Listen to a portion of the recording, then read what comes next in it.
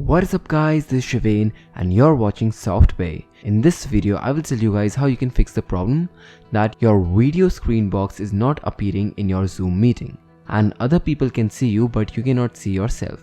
So before we begin with the video, I would just like to tell you guys that if you guys encounter any software related problems, just comment it down below or email us and we will make a solution video for you guys.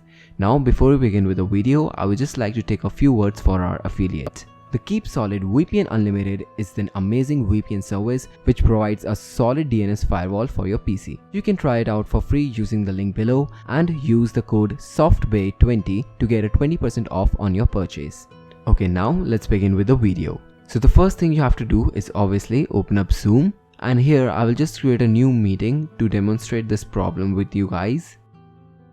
So here I have two screens, and sorry for the confusion, but both of my devices are named as Shivane Garg, but the left side one is the participant and the right side one is the host. So I'm using the video box that is present on the right hand side, and now if you right click on yourself, you will be able to find an option known as Hide Self View. And once you click on it, you will find that you have disappeared from the Zoom conference meeting.